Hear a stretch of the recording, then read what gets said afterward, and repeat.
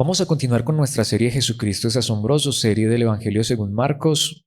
Vamos a seguir en el capítulo 12, literalmente el día martes de la última semana de vida de nuestro Señor Jesucristo en esta tierra, unos cuantos días antes de ir a morir en la cruz, y recordarles que todo este capítulo está en el contexto de unas discusiones que Jesús está teniendo particularmente con los líderes religiosos de su época, diferentes grupos. Ya la palabra de Dios nos ha mostrado cómo Jesús se enfrentó a los fariseos, a los escribas, a los principales líderes religiosos, y hoy vamos a ver otro enfrentamiento con un grupo particular. Vamos a ir desde los versículos 18 hasta el 27, leamos en la Nueva Traducción Viviente y luego veamos lo que Dios nos quiere enseñar en esta hora en su palabra. Dice la palabra de Dios escrita: Después se acercaron a Jesús algunos saduceos, líderes religiosos que dicen que no hay resurrección después de la muerte.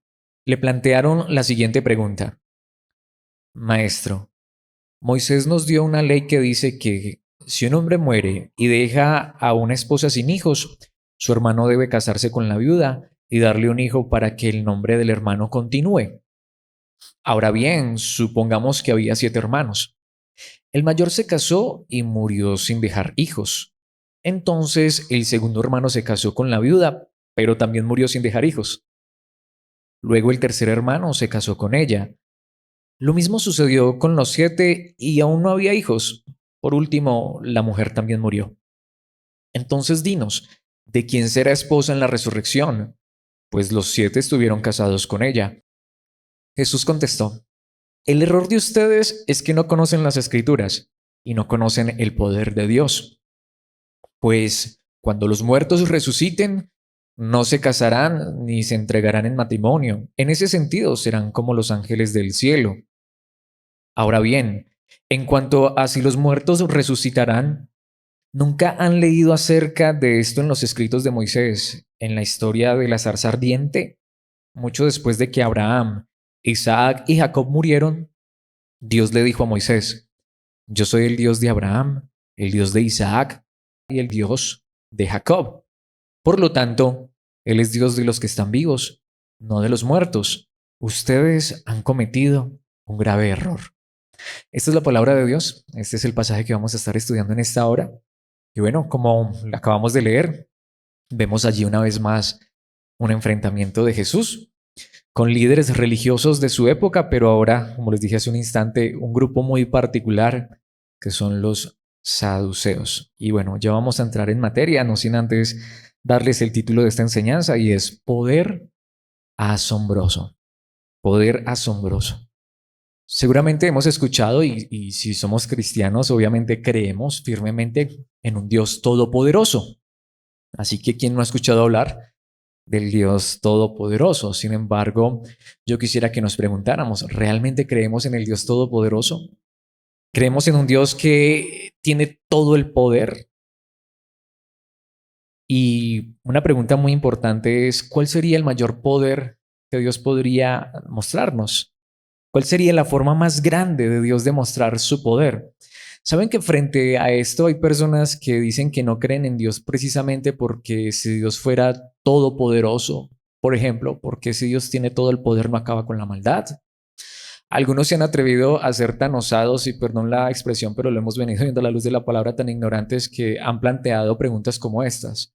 Si Dios es todopoderoso, ¿acaso Dios puede crear una piedra tan grande que Él no pueda levantar? Eso se llama una paradoja lógica. Es decir, si Dios es todopoderoso y crea una piedra que Él no pueda levantar, a la final no es todopoderoso porque no pudo levantar la piedra. Lo que digo, absurdos tan terribles, y sin embargo, uno se podría reír de estas cosas, y hay personas que humanamente son muy inteligentes, pero precisamente cuando se le quiere encontrar la quinta pata al gato, se inventan cualquier tontería. Sin embargo, la pregunta vuelve al punto y es honesta. ¿Creemos nosotros realmente en un Dios todopoderoso? Pero, ¿qué clase de poder es el que Dios demuestra o muestra para mostrarnos que es el todopoderoso? ¿Qué clase de poder creemos nosotros que tiene el Dios todopoderoso? Porque hay otros lugares que hasta se hacen llamar iglesia donde utilizan el mismo argumento. Es que si Dios es todopoderoso, ¿no va a poder sanar tu enfermedad? ¿No va a poder solucionar tu problema? Y mis hermanos, perdónenme lo que voy a decir, pero eso es tan ridículo y tan absurdo como lo que dicen algunos, que si acaso Dios es todopoderoso, ¿por qué no crea una piedra tan grande que él no pueda levantar? ¿Saben por qué? Porque eso nuevamente sería nosotros querer reducir a Dios al absurdo que muchas veces nosotros los seres humanos tenemos. Claro, claro, Dios puede crear una piedra tan grande como el mismo universo. La pregunta es, ¿para qué? El poder que Dios usa no es para el absurdo. El poder de Dios no es para que nosotros pretendamos manipular a Dios. Es que si Dios es todopoderoso, Él tiene el poder para sanar mi enfermedad. Claro, la pregunta no es si tiene el poder, como más bien alguna vez alguien le preguntó a Jesucristo, ¿quieres? ¿Quieres sanarme? Esa es la pregunta real. ¿Quiere Dios hacer esa piedra tan grande? ¿Y para qué la haría? ¿Cuál sería el propósito? El asunto es que si nosotros no entendemos correctamente el poder de Dios, puede ser que en lugar de estar asombrados, estemos más bien muchas veces lamentándonos, quejándonos o confundiendo al Dios todopoderoso con un Dios que tiene que hacer todo lo que le decimos, porque es que Él tiene todo el poder para llenarme, por ejemplo, los bolsillos de dinero. O lo que digo, para sanar mi enfermedad, Él lo podría hacer, pero no es esta la manera en la que Dios muestra su más grande poder. Jesús ha hecho señales y milagros y estas personas lo vieron de mil maneras, pero han creído en Él. Así que quiero que en este pasaje al menos veamos cuatro verdades por medio de las cuales deberíamos asombrarnos del verdadero poder del Dios Todopoderoso, el Dios verdadero, el Dios que nos muestra la Biblia, el Dios que nos muestra Cristo Jesús, el Dios que nos muestra este pasaje. Así que vayamos directamente al pasaje y veamos estos cuatro puntos. Y en primer lugar, el poder de Dios es poder que vence el materialismo. Y yo creo que por aquí, como se dice vulgarmente, Jesús empezó a mochar cabezas. ¿A qué me refiero? Creer en un Dios todopoderoso no es un Dios que me va a dar todo lo que yo le pida. De hecho, el Dios verdadero que es todopoderoso, con su poder vence el materialismo. Lo quiero decir de esta manera. Si creemos realmente en Dios, en el Dios todopoderoso, ¿será que para Dios demostrar su poder nos tiene que llenar los bolsillos de dinero? Mis hermanos, hay personas que tienen los bolsillos llenos de dinero y no creen en Dios. Esta no es la manera en la que Dios muestra su poder. Saben, hay una manera más grande en la que Dios muestra su poder. Y es en llevar a las personas, como tú y como yo, que somos tan materialistas, que estamos tan aferrados a lo de esta vida, que tarde o temprano nos morimos y no nos llevamos nada de aquí, y llevarnos a despegarnos de eso y a poner nuestra fe y nuestra confianza en algo más grande que un pedazo de tierra, que un pedazo de oro, que un pedazo de plata, que un diamante, una piedra preciosa, que un pedazo de papel, que es lo que ahora nosotros a lo que le ponemos valor. Pensemos en esto en los versículos 18 hasta el 22. Dice, después, y esa palabra allí inicial es muy importante. Recordemos, Jesús acaba de ser enfrentado por los líderes religiosos de su época y ellos acaban de quedar en ridículo porque Jesús les demostró la verdad. Jesús les acaba de demostrar realmente que ellos solamente se interesaban por una apariencia externa, no querían conocer la verdad. Todo esto lo hemos visto en enseñanzas anteriores. La palabra de Dios nos ha mostrado que lo que realmente importa es reconocer a Cristo como la roca y edificar nuestra vida sobre Él para que luego nosotros podamos mostrar la imagen de Dios. Y la imagen de Dios no la mostramos con vestidos lujosos, costosos o con una casa enchapada en oro. La imagen de Dios la mostramos con obras que se reflejan en amor hacia Dios y hacia nuestro prójimo, aunque más adelante Jesucristo va a enfatizar esto. Pero ahora dice, después se acercaron a Jesús algunos saduceos. Es como si estuvieran haciendo filita todos los líderes religiosos para confrontar a Jesús. La última confrontación fue, maestro, tú que eres honesto, tú que eres sabio, tú que no tienes favoritos, ¿le debemos pagar impuestos al César o no? Y ya vimos esa enseñanza hace 8 días, pero ahora vienen los saduceos. Ahora, ¿por qué es tan importante esto? ¿Y por qué este primer punto es el materialismo? Porque como dice aquí, líderes religiosos que dicen que no hay resurrección después de la muerte. Le plantearon la siguiente pregunta y ya vamos a ir a la pregunta, pero aquí es donde llega el punto. Miren, mis hermanos, religiones hay habidas y por haber. Cuando una persona no quiere conocer la verdad, sino que lo que quiere es religiosidad, en este mundo hay tantas religiones y tantas ideas y pensamientos, y lo quiero decir, dentro del mismo cristianismo hay tantas variantes que tú hoy puedes colocarte la religión a la medida que quieras. Cuando uno quiere es una religión a su acomodo, a su amaño. Cuando lo que uno quiere es amoldarse a una creencia como por la conveniencia, mis hermanos, como se dice vulgarmente, se le tiene. Tú puedes encontrar hoy la religión que quieras, aún fundamentada supuestamente en la Biblia y en el cristianismo. A lo que me refiero es a esto. Podemos notar, hay diferentes grupos. En estos días escuchaba a alguien que pretendía criticar el cristianismo por eso, diciendo, el cristianismo solo es una rama más del judaísmo, porque aún el mismo judaísmo del primer siglo estaba lleno de ramas. Eso es cierto. Y mucho de lo que dices es llamar cristianismo está lleno de ramas. Entonces lo que digo, unos dicen una cosa, otros dicen otra. ¿Por qué? Cuando lo que se quiere es amoldar la religión a los gustos y conveniencia del hombre, se les tiene. Aquí están los saduceos, muy religiosos, judíos, una rama del judaísmo, pero estos no creen en la resurrección después de la muerte. Así que viene la pregunta. Cuando uno cree que lo único que existe, que lo único que hay es esta vida, ¿en dónde se centra? En esta vida, en el materialismo, pero son religiosos y son líderes. Hemos visto a los fariseos, los hipócritas que se fijan solo en lo externo y que pretenden ser tan buenos y tan piadosos. Hemos visto otros grupos como los herodianos, recuerdan que esos también estaban en la enseñanza de hace 8 días, los nacionalistas políticos, que no les importa hacer convenio con quien sea, porque ellos al final lo único que les importa es el gobierno y las apariencias de poder, de fama, de popularidad. Pero ahora vienen los que aún usan la religión, pero que simplemente dicen, pero la realidad finalmente es todo lo que hay aquí. Esto de creer en Dios, claro, hay que creer en Dios, pero eso que, mejor dicho, cuando uno se muere, hasta ahí llegó. ¿Los has escuchado? Y hasta a veces se hacen llamar cristianos o no. Hombre, claro, yo creo en Dios, pero al final solo es esta vida. Uno se murió y hasta ahí llegó todo. Así que, claro, yo creo en Dios y hasta lo llaman chuchito y no sé qué, y yo oro y yo le pido, pero lo más importante es esta vida. Lo más importante es lo que hay aquí. Esos eran los saduceos.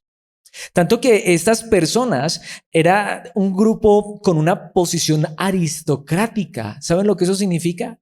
Estas personas eran los que se codeaban con lo más alto de la sociedad. Eran los que buscaban los puestos más privilegiados en su cultura, en la política, en la sociedad. Literalmente, estos eran los dueños y señores del dinero, del oro y de la plata. Estos eran los ricos de la época, aunque tenían religión, y utilizaban la Biblia, porque para esto es fácil utilizar la Biblia, para centrarse en esta tierra. Por ejemplo, Abraham era un tipo rico, ¿no es verdad?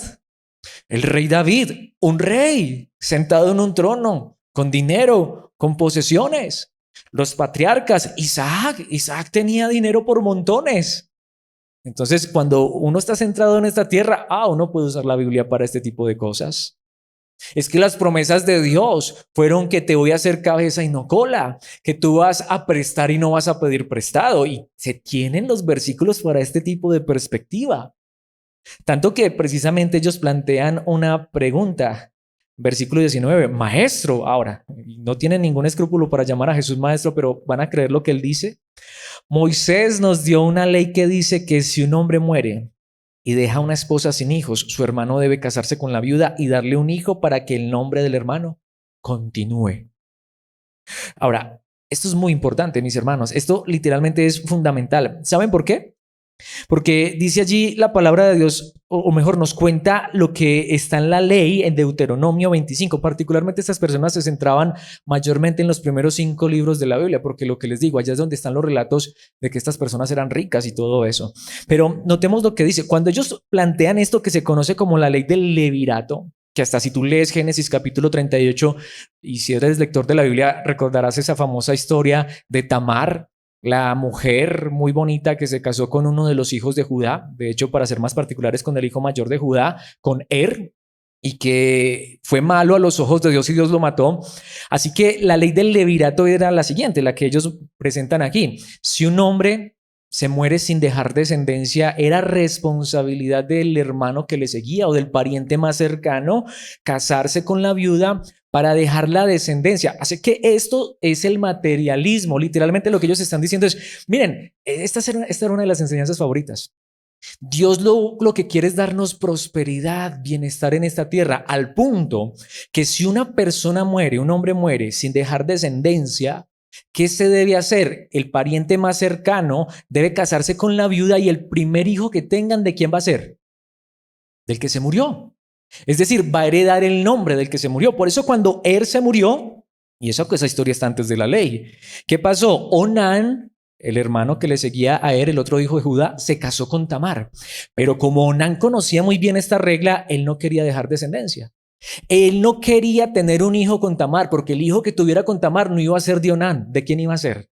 De Así que ese materialismo. Pero a la vez también esto nos muestra, Dios está tan interesado en lo de esta tierra y Dios está tan interesado en darte un nombre que siga en esta tierra, que lo más importante que tú puedes tener es descendencia, es un hijo. De hecho, estas personas creían que la eternidad o la inmortalidad se lograba mediante ¿qué? La descendencia. Que a veces nosotros estamos muy apegados todavía a esto. Entonces, si Alex se muere sin tener hijos propios, hasta ahí llegó el apellido. Esta era la idea de estas personas. Tanto que nuevamente, si se moría un pariente sin dejar hijos, el pariente más cercano se casaba con la viuda para que el nombre se perpetuara. Estas eran las enseñanzas favoritas de estas personas. Así que Moisés nos dio una ley que dice que si un hombre muere y deja a una esposa sin hijos, su hermano debe casarse con la viuda y darle un hijo para que el nombre del hermano continúe. ¿Y qué pasó cuando Onán no quiso tener hijos con Tamar? Dios lo mató. Pero hay historias sobre esto. ¿Recuerdan, por ejemplo, la hermosa y famosa historia muy conocida de Ruth? Cuando le nació el primer hijo a Ruth, de Booz, ¿de quién fue hijo ese primer niño? De Noemí. Tanto que la gente decía, Dios se acordó de ti, Noemí, y en la vejez te ha dado un hijo. Espera, no es hijo pues de Ruth y de Booz, pues era la ley del levirato. Bueno, de hecho, toda la historia de Ruth gira en torno a ese punto, a esa realidad del levirato. Así que lo que los saduceos están planteando aquí es simplemente diciéndole, a ver, Jesús, porque aunque el texto no lo dice, pero está implícito, y lo hemos venido viendo a la luz de las enseñanzas, ¿cuál era la enseñanza principal de Jesús? ¿Esta tierra? ¿Llenarse los bolsillos de dinero? No, hay algo más que pan que sacia este estómago. Hay un pan del cielo. Hay algo más que recibir una sanidad física, es la sanidad del alma. Hay algo más que recibir una buena vida en esta tierra, es la vida eterna. Ese era el mensaje claro y contundente de Jesús. Así que lo que estas personas le están preguntando a Jesús es, a ver, si Moisés nos dio esta ley, ¿cómo explicas tú este tipo de cosas? Mis hermanos, por eso quiero que pensemos en lo que dice 1 Corintios capítulo 15, versículo 19. Pablo lo entendió de esta manera, un judío. Dijo, ¿y si nuestra esperanza en Cristo es solo para esta vida? Somos los más dignos de lástima de todo el mundo. Literalmente lo que está diciendo es, si uno cree en Jesucristo, para que le dé casa, carro, beca, salud, dinero y amor, literalmente, mejor vayamos a que nos lean el tarot. Vayamos a que nos fumen el tabaco. Obviamente espero que esto no se malinterprete, que alguien diga, ay, vea, ya en esa iglesia están enseñando que estas cosas son ciertas y que vayamos a esos lugares. Lo que estoy diciendo es, y en un momento lo voy a demostrar a la luz de la palabra, lo que la palabra de Dios está diciendo es, cuando uno cree que poner su confianza en Dios es para que Él le dé algo en esta tierra, en esta vida, está más perdido que cualquiera. Cuando uno piensa que creer en Dios es para que Él le dé una vida larga, pues mejor ve a buscar eso en otro lugar, porque ese no es el propósito de Dios. Tanto que como lo dice, si yo espero en Cristo solo para esta vida, para que me dé algo en esta tierra, soy la persona más digna de lástima del mundo entero. De hecho, si avanzamos en el mismo capítulo de la primera carta a los Corintios, capítulo 15, ¿qué dice el versículo 32? ¿Y qué valor hubo en luchar contra las fieras salvajes, esa gente de Éfeso? Si no habrá resurrección de los muertos. Y si no hay resurrección, aquí es donde está lo que les decía. Comamos y bebamos, que mañana moriremos, entre paréntesis, o entre comillas, que es lo que está diciendo Pablo, lo que les decía hace un momento. Cuando uno piensa que lo que tiene es solo esta vida, hasta yo diría, ¿para qué creer en Dios? ¿Qué sentido tiene? Mira, tú puedes lograr muchas cosas en esta vida aún negando la existencia de Dios. Una vez más, hay personas multimillonarias que solo la idea de Dios les parece ridícula. Pero ¿tienen o no tienen el dinero? ¿Tienen o no tienen posición económica e influencia hasta política hasta a nivel mundial? Mira, las personas más ricas de este mundo, ¿cuántos de ellos creen en Dios? Eso es lo que está diciendo el apóstol Pablo. Cuando uno piensa que esta vida es solo para esta tierra, entonces así es como uno vive. Comamos, bebamos, que al final mañana nos morimos y que no llevamos. ¿Qué sentido tiene? No, el único sentido es vivir esta vida a las anchas, con todo el placer y el deleite de este mundo, preocupados solo por esta vida. Si notamos, por eso el poder de Dios, no es que yo creo en un Dios que tiene todo el poder y por eso me da todo lo que yo le pida. Pablo lo dijo muy claro en Timoteo, primera carta a Timoteo, capítulo 6, versículos 8 al 10. Así que si tenemos suficiente alimento y ropa, ¿qué? Estemos contentos. Yo quiero que nos hagamos la pregunta. No la pregunta es si tenemos suficiente alimento y ropa, porque de eso estoy seguro. La pregunta es si estamos contentos con suficiente alimento y ropa. ¿Alguien aquí podría realmente levantar la mano y decir, yo no tengo suficiente alimento, yo no tengo suficiente ropa? Bueno, yo quiero aclarar, puede ser que alguien diga, yo no tengo suficiente alimento porque prefiero aparentar y comprar otras cosas que comprar comida. Como alguna vez me pasó que alguien me estaba llamando por celular y me estaba diciendo, venga, ¿será que usted me puede ayudar a pagar una factura? Que es que no tengo con qué pagar la factura. Y dentro de mí pensaba, ¿y por qué no vendes el celular y pagas la factura? Pues a lo que me refiero es más, ¿por qué no cortas tus datos y pagas la factura de la energía? Si es más importante la energía que los datos. A lo que me refiero es a esto. Hoy tenemos mil cosas más. Hoy pagamos la factura de la electricidad, la factura del agua, la factura del cable, la factura de internet, del gas natural. Hasta a veces pagamos Netflix, HBO+, Disney Plus y mil cosas más. Y pagamos la factura del celular y estamos pagando el crédito de una cosa que no necesitamos, pero la usamos para aparentar que tenemos muchas cosas. A lo que me refiero es, y aún así, muchas veces no vivimos contentos, ¿cierto? Muchas veces no vivimos felices. ¿Será que se nos puede estar pegando la religión de los saduceos? Mis hermanos, ahora quiero decir esto no de aquí hacia allá. Esto me confronta a mí. Alex, ¿tienes alimento hoy? Piensa solo en el día de hoy. ¿Cómo estuvo el desayuno? ¿Cómo estuvo el almuerzo? ¿Cómo estuvo la comida? Hasta algo hubo hoy. Y posiblemente ahora antes de un acostarse se puede tomar hasta un cafecito con galletas, ¿sí o no? Ropa.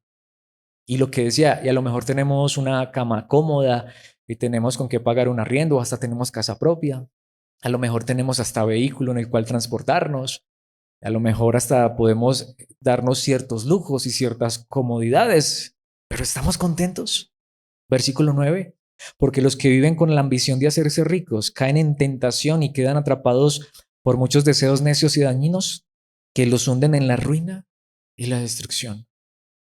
La ruina más grande es tener tantas cosas en esta vida y no ser felices, y no encontrar plenitud, y no encontrar satisfacción. Literalmente esta mañana me hacía llorar un video de una familia muy pobre. Ni siquiera tenían electricidad. Y por la gracia de Dios les regalaron una conexión eléctrica. Y la alegría, la felicidad de estas personas, porque podían tocar un switch y prender un bombillo en su casa. ¿Cuántas cosas hoy tenemos nosotros? Y muchas veces no somos felices. Esa es la peor ruina y destrucción. Pero vayamos más allá de lo material. Tenemos a Cristo. Si tenemos a Cristo, tenemos la esperanza de la eternidad y el poder más grande de Dios se ha derramado en nuestras vidas. Por eso sigue diciendo el versículo 10, pues el amor al dinero es la raíz de toda clase de mal. Y algunas personas en su intenso deseo por el dinero se han desviado de la fe verdadera y se han causado muchas heridas dolorosas.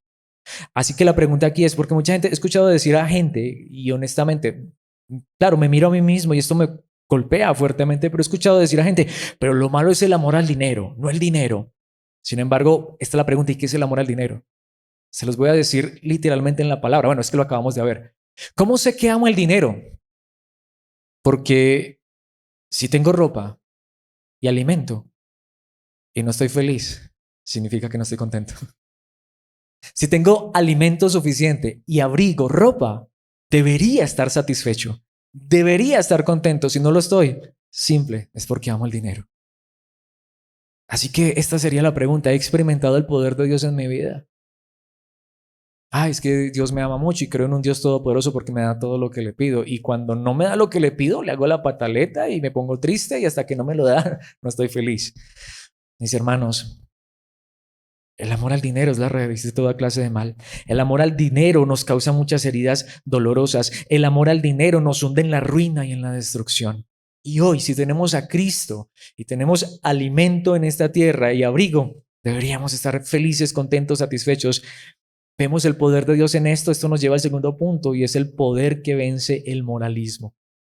Experimentar el poder de Dios es experimentar gozo y alegría por lo que ya Dios hizo por nosotros a través de Cristo y porque hasta este día aún en esta tierra nos ha sostenido y lo seguirá haciendo con lo que necesitamos, alimento y abrigo, pero también que vence el moralismo. Esto nos lleva a nuestra segunda parte. Ahora me equivoqué, eran solamente los versículos 18 y 19. Esta segunda parte la veremos en los versículos 20 hasta la primera parte del 24. Y esto es muy interesante. ¿Qué sigue diciendo el relato?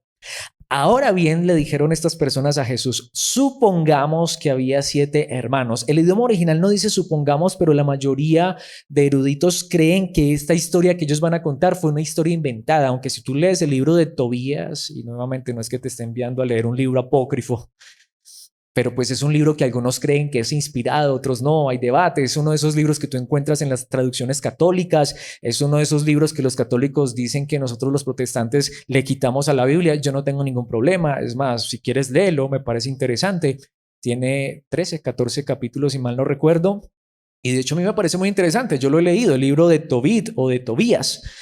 Una vez más, están las traducciones católicas. Los católicos creen que es inspirado y hasta creo que hay bonitas enseñanzas allí, pero muy moralistas. Y allí está la historia de Tobías, el hijo de Tobit, que se casó con Sara, quien había tenido 7 esposos y todos se habían muerto, la matamaridos.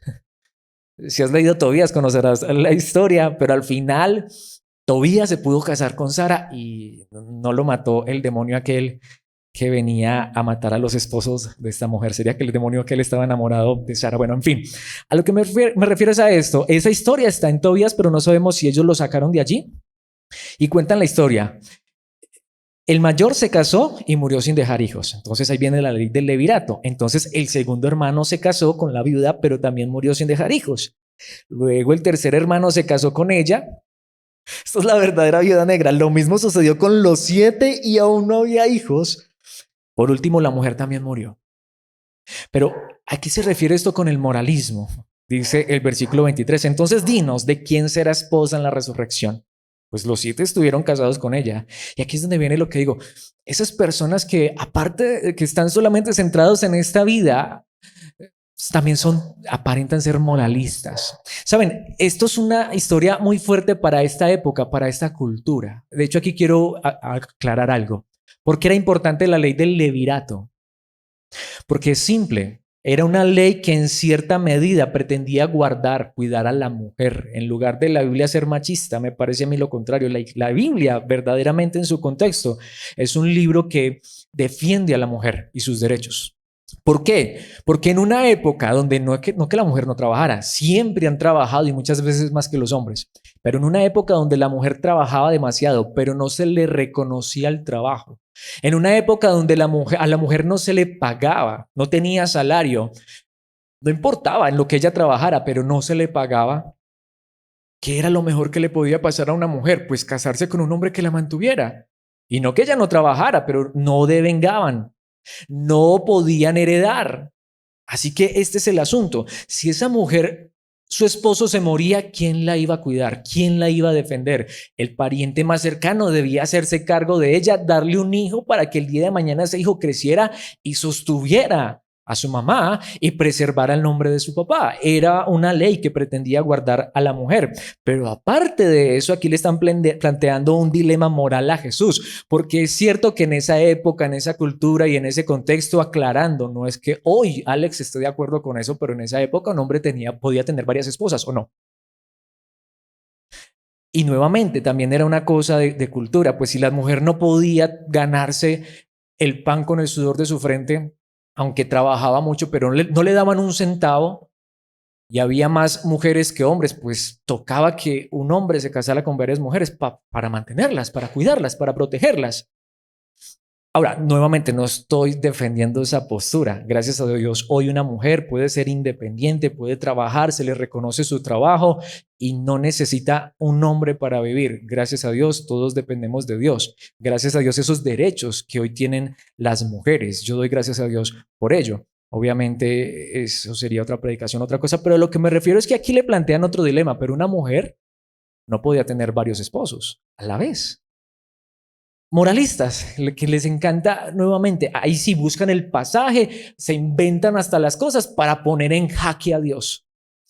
Así que dinos de quién será esposa en la resurrección. Se embaló Dios con esta mujer allá en el cielo. Pero ahí está, Jesús contestó y ahí está, esto es una bofetada en la cara. El error de ustedes, aunque el idioma original da la idea, y esto se va a repetir más adelante, da la idea de ustedes están tan equivocados y hacen equivocar a los demás. La Biblia no está para eso. Nuevamente, para esos moralismos, para esas ideas sacadas, ficticias. Entonces, ¿con quién va? Imagínense, allá los 7 se van a poner a pelear con la mujer, porque es que aunque un hombre podía tener varias mujeres, no plantearon la pregunta de Abraham. ¿Cuántas mujeres tuvo Abraham? ¿Cuántas tuvo Salomón? Esa pregunta sí no, porque es que el hombre sí puede tener varias. ¿Y la mujer? El machismo, ¿no? Y lo que digo, el moralismo, a flor de piel. Pero Jesús les dice el error de ustedes. Y qué fuerte, es que no conocen las escrituras. Cuando lo que uno no quiere conocer es la verdad, uno va a coger la Biblia y la va a torcer y la va a manipular a su conveniencia. Lo que ellos querían era entrampar a Jesús, igual que los demás. Mis hermanos, por eso quiero enfatizar este punto con lo que el apóstol Pablo dice en su primera carta, capítulo 4, versículos 5 al 7. Así que no juzguen a nadie antes de tiempo, es decir, antes de que el Señor vuelva. Pues Él sacará a la luz nuestros secretos más oscuros y revelará nuestras intenciones más íntimas. Entonces Dios le dará a cada uno el reconocimiento que le corresponda. Pero interesante, ¿en qué contexto está dicho este pasaje? Versículo 6. Amados hermanos, puse el caso de Apolos y el mío propio como ilustración de lo que les vengo diciendo. Si prestan atención a lo que les cité de las Escrituras o si prestan atención a lo que está escrito, si ponen atención a la palabra de Dios correctamente, no estarán orgullosos de uno de sus líderes a costa de otro o literalmente no mostrarán favoritismos. ¿Cuál es el punto aquí antes de ir al versículo 7? Lo que la palabra de Dios dice es, miren, al final Dios conoce la intención y el corazón de cada quien porque siempre va a haber personas que van a utilizar aún la Biblia para el moralismo, para buscar la caída de los otros. Hay personas que no quieren conocer la verdad, hasta usan la Biblia solamente para generar controversia, para generar debate, para creer que se la saben todas, que la entienden todas. La pregunta es, ¿para qué está la palabra de Dios? Para llevarme a conocer al Dios verdadero, a amarlo y vivir para Él. Y eso era lo que estaban haciendo estos hombres, hasta inventándose historias y cuentos y buscando cómo hacer caer a Jesús en una trampa. Pero ¿qué dice el apóstol Pablo referente a este tipo de cosas? Versículo 7. Pues ¿qué derecho tienen a juzgar así? ¿Qué tienen que Dios no les haya dado? Y si todo lo que tienen proviene de Dios, ¿por qué se jactan como si no fuera un regalo para llegar al punto? Es esto. Leemos la Biblia, la estudiamos, queremos conocer la verdad de Dios. ¿Para qué? Para que Dios nos edifique, para que Dios nos moldee cada vez más a la imagen de Cristo, porque queremos conocer la verdad para vivir en la verdad. O solamente porque, como dije hace un rato, que suena feo, pero es verdad, porque le quiero encontrar la quinta pata al gato. Eso era lo que querían estas personas. Ellos querían conocer la verdad. Lo que les digo, planteando ese tipo de preguntas. ¿De quién va a ser esposa esta mujer en la eternidad? Como les va a decir más adelantico Jesús, me voy a adelantar un poco, aunque será el siguiente punto, pero me refiero, ¿qué les va a decir eso? Él, en el cielo uno no se casa. En el cielo no están esos cuenticos de inmoralidades de la tierra. Allá ya no habrá maldad. Más bien, es como si Jesucristo les estuviera diciendo, preocúpense mejor por cómo están viviendo aquí. Hay gente que le gusta eso, hacer preguntas que al final nadie va a responder.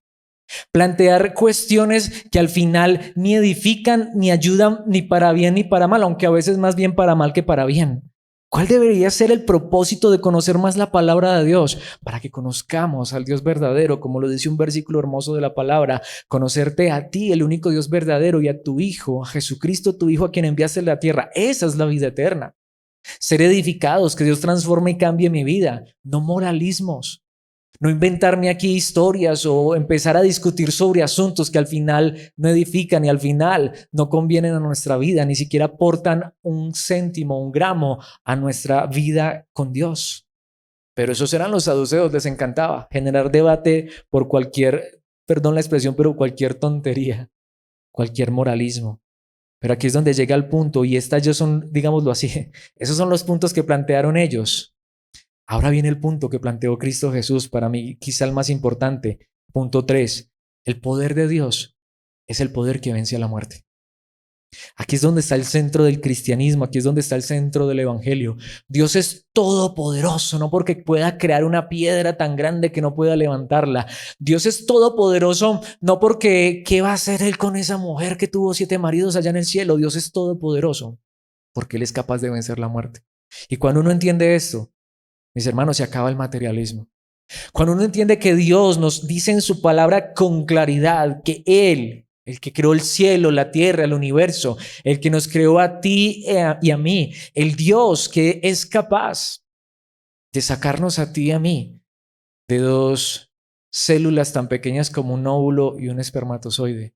El Dios que es capaz que en el vientre de nuestra madre nos formemos y lleguemos a la existencia de esta manera en esta tierra, es el Dios que tiene el poder para levantar de los muertos a los que han descendido a la tumba. Veamos esto en los versículos 24. Voy a retomar todo el versículo 24 hasta la primera parte del 27. Jesús contestó: el error de ustedes es que no conocen las Escrituras y no conocen el poder de Dios. Pero eran los ricos de su época y eran religiosos. ¿Por qué? Precisamente el versículo 25 dice: pues cuando los muertos resuciten, porque ellos no creían en la resurrección, porque ellos se centraban solo en esta tierra, no se casarán ni se entregarán en matrimonio. El problema de ustedes es que no conocen la Biblia, no conocen la palabra de Dios, no conocen las Escrituras y tampoco entienden que Dios es capaz de cambiar las cosas allá. ¿Por qué? Porque es que Él también es capaz de cambiar las cosas acá.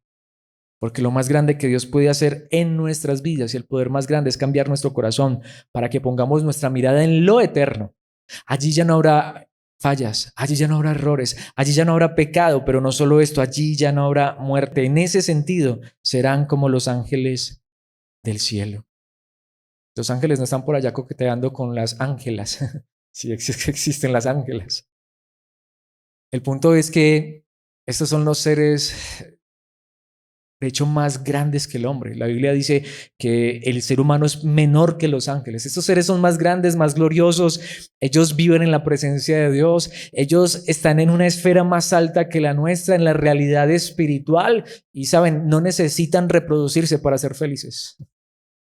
Y lo que Jesucristo dijo, así va a ser allá con todos nosotros. Allá no nos vamos a estar peleando por mujeres o por hombres o por quién se va a casar con quién.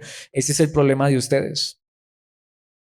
Pero ¿qué les dice en el versículo 26? Ahora bien, en cuanto a si los muertos resucitarán, y qué glorioso es Cristo, los confronta con la misma ley de Moisés que ellos acaban de citar. ¿Nunca han leído acerca de esto en los escritos de Moisés en la historia de la zarza ardiente? Nuevamente, como vimos hace 8 días. Hombre, qué persona que lleve un tiempo en el cristianismo y mucho más, qué líder cristiano no conocerá la historia de la zarza ardiente. Cuando Dios se le apareció allá a Moisés en la zarza. Pues uno que nació y creció en un hogar cristiano, es de lo primero que le enseñan a uno de la Biblia. Yo hice el dibujito de Moisés y la zarza ardiente y lo coloreé y me aprendí las canciones de Moisés y la zarza ardiente. Literalmente, estas personas se sabían esta historia al derecho y al revés. Pero, ¿qué dice? Mucho después de que Abraham, Isaac y Jacob murieron, Dios le dijo a Moisés: yo soy el Dios de Abraham, el Dios de Isaac y el Dios de Jacob. Eso se lo sabían de memoria. Versículo 27, primera parte. Por lo tanto, Él es Dios de los que, ¿qué? Están vivos, no de los muertos. ¿Dónde está Abraham en este momento?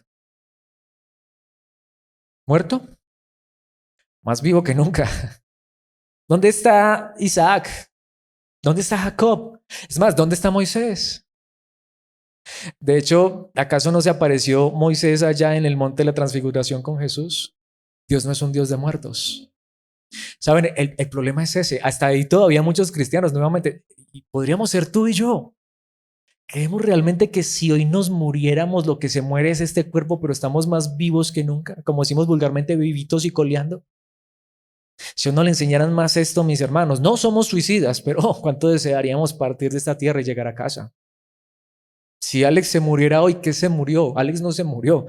Este cuerpo que se descompone y que tarde o temprano se descompondrá, porque esto físico no puede heredar lo inmortal, no puede heredar la eternidad. Esto es lo que se acaba. Esto físico que nuevamente así viva 100 años más, ¿cómo se pone esto? Se arruga, se deteriora, se desgasta, se enferma. Y tarde o temprano se volverá al polvo. Pero es que Alex no es solamente polvo, Alex no es solamente un cuerpo físico. Si hemos creído en Cristo, Alex y tú, mi hermano, tú, mi hermana, somos de Cristo.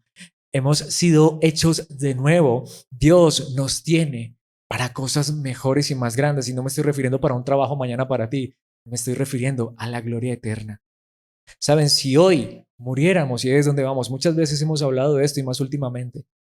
¿Qué? No, pues que uno se iba por allá que a dormir, que no sé dónde. Lo que digo, los católicos se inventaron el purgatorio y se inventaron el limbo, y muchos cristianos se inventan otros lugares que no les dan nombre, pero no saben si se mueren para dónde van. Aquí es la pregunta que yo quiero que hagamos. ¿Entendemos el poder de Dios? ¿Entendemos que si hoy muriéramos, partimos directo a la eternidad, porque Dios no es el Dios de muertos? Dios, en el Dios que hemos creído, es el Dios de ¿qué? De vivos.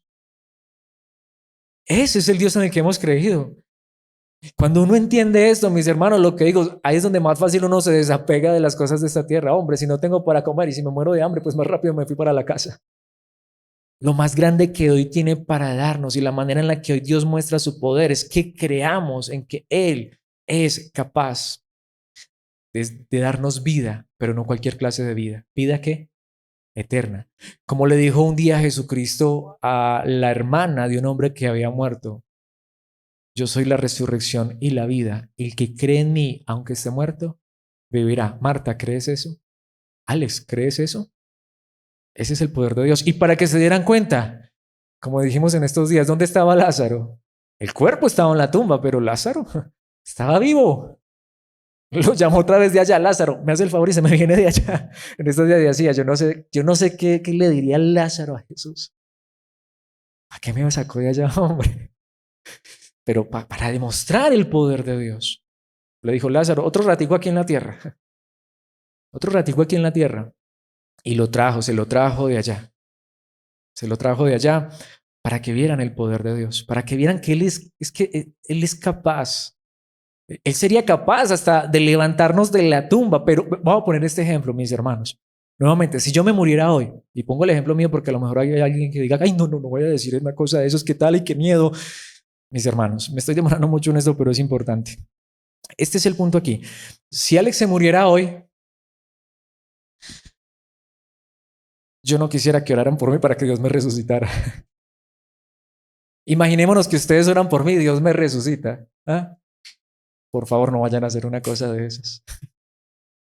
Que Dios lo devuelva uno de allá de la gloria eterna. No, mis hermanos. ¿Qué dice el primera carta a los Corintios capítulo 15, versículo 14? Si Cristo no ha resucitado, entonces toda nuestra predicación es inútil y la fe de ustedes también es inútil. Literalmente, si no es resurrección, ¿qué cristianismo hemos creído? Si tú y yo creemos que para poder resucitar después de muertos tenemos que esperar no sé cuántos milenios, pregunta, ¿no hemos creído en un Dios que es capaz de levantar a los muertos? Romanos capítulo 4, versículo 17. A eso se refieren las escrituras cuando citan lo que Dios le dijo hablando de Abraham. Te hice padre de muchas naciones. Eso sucedió porque Abraham creyó en el Dios que da vida a los muertos y crea cosas nuevas de la nada. Es el Dios en el que hemos creído. El Dios que resucita a los muertos. Mis hermanos, esa es la verdad que enseña la Biblia. Hebreos 11, 35, segunda parte. Dice: sin embargo, hablando de los héroes de la fe, otros fueron torturados porque rechazaron negar a Dios a cambio de la libertad. Un verdadero hijo de Dios torturado, sí. Ellos pusieron su esperanza en una vida mejor que viene después de ¿qué? de la resurrección. Cuando un cristiano muere, sí podemos decir, pasó a mejor vida. Es más, se supone que es una expresión de la religión popular. Y tengo que decir, nuevamente, ahí es donde la religión popular se contradice. ¿Para qué dicen que pasó a mejor vida, descansó en la paz del Señor y después ponen a la familia a pagar por rezos para sacarlo del purgatorio? Pues es la manera en que manipulan y controlan y sacan dinero. Pero creemos tú y yo que si hoy partiéramos a la eternidad, si hoy nos torturaran, nos partieran en dos, podemos tú y yo decir, pero nuestra esperanza es que pasamos a mejor vida, que estamos en una vida mejor. Si nos devolvemos en el libro de Hebreos, el capítulo 2, dicen los versículos 14 y 15, debido a que los hijos de Dios son seres humanos, hechos de carne y sangre, el Hijo, con mayúscula, está hablando de Jesucristo, también se hizo de carne y sangre. ¿Para qué? Pues solo como ser humano podía morir y solo mediante la muerte podía quebrantar el poder de ¿quién? Del diablo, quien tenía que el poder de la muerte. Cristo ya venció al diablo, Cristo ya venció la muerte. Ese es el poder de Dios. Creemos en un Dios todopoderoso que aunque este cuerpo se deshaga, Él nos levanta de la tumba porque Él ya nos ha dado una vida eterna, una vida que permanece para siempre a través de su amado Hijo Jesucristo. Versículo 15. Únicamente de esa manera el Hijo, hablando de Cristo con mayúscula, podía libertar a todos los que vivían esclavizados. ¿Por qué? Por temor a la muerte. Y aquí lo quiero aclarar nuevamente. Sí, yo sé que nos puede dar temores cómo vamos a morir, una enfermedad terminal, mucho tiempo postrados en una cama, parapléjicos, cuadraplégicos, un dolor intenso. Ninguno quisiera una cosa de esas. Pero si nos diera un infarto fulminante, ¿qué temor a la muerte? Si Cristo nos ha libertado de la muerte, no solo del pecado. Cristo nos ha libertado de la muerte. Esto me lleva al tercer punto, perdón, al cuarto punto y último. Pero muy importante también, poder que vence el engaño. Y solamente será la última partecita del versículo 27, pero es para mí la más fuerte en este sentido. Retomemos lo que hemos visto hasta aquí. Si mi vida ha estado centrada solo en lo terrenal, en lo material, mis hermanos, entonces ¿en qué Dios he creído? ¿Qué poder?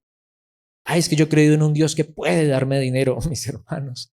Dios tiene más que darnos que dinero, cosas de esta vida, vida eterna tiene para darnos. Y destruir esos moralismos y mejor llevarnos a vivir verdaderamente para Él. Porque Él lo que ha hecho con su poder es vencer la muerte. Pero precisamente si no he creído eso, he estado engañado. Porque ¿cómo termina el versículo 27? Ustedes han cometido un grave error.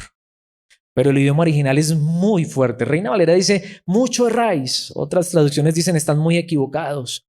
La mejor traducción es una frase que se puede entender de dos maneras y para mí la manera correcta es que son las dos. Es decir, la mejor traducción es, ustedes están muy engañados, pero también puede traducirse, ustedes son muy engañadores. Una persona que en nombre de Dios nos lleva solamente a las cosas de esta vida nos está engañando.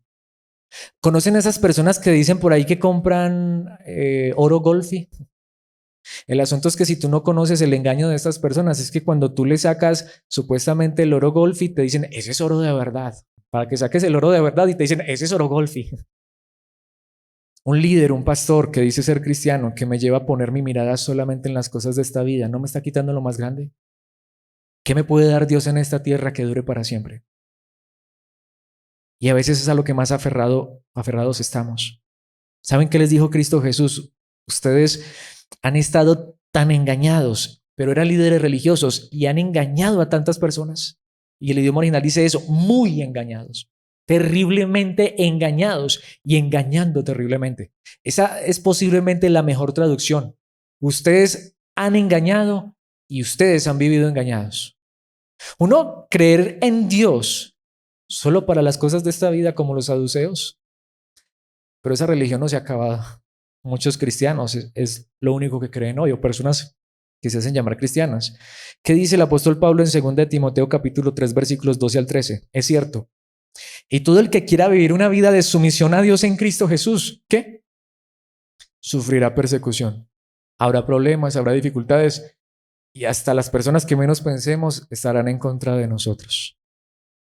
¿Y qué dice el versículo 13? Pero los malos y los impostores serán cada vez más fuertes. Así que la pregunta es, ¿qué queremos ser tú y yo? ¿Los más fuertes? ¿Los más ricos? ¿Los más poderosos? ¿No será que seríamos entonces los impostores y los malos? ¿Y saben cuál es el asunto? Engañarán a otros y ellos mismos serán engañados. ¿Por qué? Porque cuando nuestra fe está puesta solo en las cosas de esta vida, estamos perdidos. Mis hermanos, hoy hay religión para todo el mundo. Es simple. Hoy el materialismo es la religión de las masas. Hoy muchos buscan a Cristo Jesús solo para un milagro, solo para una señal, solo para que les dé prosperidad. Mis hermanos, entendemos que Cristo lo que quiere darnos es vida eterna, es vida después de la muerte. ¿Qué dice en 2 de los Tesalonicenses capítulo 2 versículos 11 y 12? Esto es muy fuerte. Por lo tanto, Dios hará que ellos sean engañados en gran manera y creerán esas mentiras. Reina Valera es más fuerte, pero es más fiel al original. Por negarse a creer en la verdad, Dios les enviará un poder engañoso para que crean que a la mentira. Pero ¿qué dice el versículo 12? Entonces serán condenados por deleitarse en la maldad en lugar de creer en la verdad. No lo he traído, pero ¿a qué se está refiriendo allí? ¿Cuál es el contexto? Señales y milagros. Porque, hombre, alguien que resucite a los muertos, alguien que ponga las manos sobre los enfermos y los sane, alguien que expulse demonios, parece ser que ese es el más grande poder de Dios. Sin embargo, a esas personas Cristo un día les dirá, aléjense de mí, nunca los conocí, hacedores de maldad. Mis hermanos, el poder más grande de Dios en nuestras vidas es el poder que nos aleja del pecado, de la maldad, pero también de una vida materialista, pensando solo en las cosas de esta vida, porque si hoy tenemos vida eterna, ¿cómo no estar felices y satisfechos en Cristo? Precisamente con este pasaje termino. Tito 1:2. Esta verdad, hablando del Evangelio, les da la confianza de que tienen la vida eterna, la cual Dios, quien no miente, les prometió antes de que comenzara el mundo. Mi pregunta simple es esta: ¿cuál es el poder más asombroso que Dios tiene para mostrarnos? Darnos una vida que ya no muere. Darnos nuestra mejor vida, no aquí y ahora, sino cuando partamos del aquí y el ahora. Cuando lleguemos a aquel lugar donde solo habrá eternidad. Pero nos gozamos en esto. Vamos a creer en este Dios, este es el poder que creemos. Es en este Dios y en este poder que nos vamos a gozar. Es en este Dios y en este poder en el que nos vamos a deleitar. Es en este Dios y en este poder en que nos vamos a asombrar. La manera en la que quiero concluir es orando y diciéndole, Dios, perdónanos si quizá hemos sido materialistas o si quizá hemos sido moralistas, si no hemos entendido que lo más grande que tienes para darnos y el poder más grande es que ya tenemos una vida, que aunque este cuerpo hoy se desvanezca, no importa, porque nos has dado vida eterna. Y más bien que le podamos decir, Señor, si hemos estado engañados, llévanos a tu verdad. Que hoy podamos mirar con seguridad, como dijo allí el último versículo que leímos, con confianza, con certeza, que lo que en Cristo tenemos es la seguridad de la vida eterna. Que no importa lo que esté pasando, si tenemos o no tenemos, que no importan las cosas de esta vida, sino que nos importe lo que Dios nos ha dado y es seguro en Cristo Jesús. Yo mismo necesito pedirle a Dios que me dé el gozo y la alegría para deleitarme en este poder y asombrarme de esta verdad, porque este es el Evangelio verdadero. Padre nuestro que estás en los cielos, perdónanos si quizá hemos sido como los saduceos, creyendo que lo más grande que tienes para darnos, que tu poder se manifiesta en las cosas de esta vida, de esta tierra. Ayúdanos hoy más que nunca a poner nuestra mirada y confianza en la vida eterna que nos has dado a través de tu Hijo Jesucristo. Que hoy entendamos que esa es la manera en la que hemos creído realmente en el Dios Todopoderoso. Que podamos reflejar esto en nuestras vidas. Que nuestro gozo, nuestra alegría, nuestra satisfacción, nuestra plenitud, nuestra religión, si así lo quieren ver algunos, no sea el materialismo, no sea el moralismo, sino creer en el Dios que venció la muerte, en el Dios que tiene el poder para darle vida a los muertos, en el Dios que nos ha prometido que nuestro tesoro no está en esta tierra, sino que está en los cielos, que lo que tiene para darnos, el cuerpo que nos ha prometido, es un cuerpo que se vestirá de inmortalidad, que se vestirá de incorrupción, que será heredado cuando nos despojemos de esta carpa terrenal y nos vistamos con ese cuerpo espiritual, con esa vida celestial.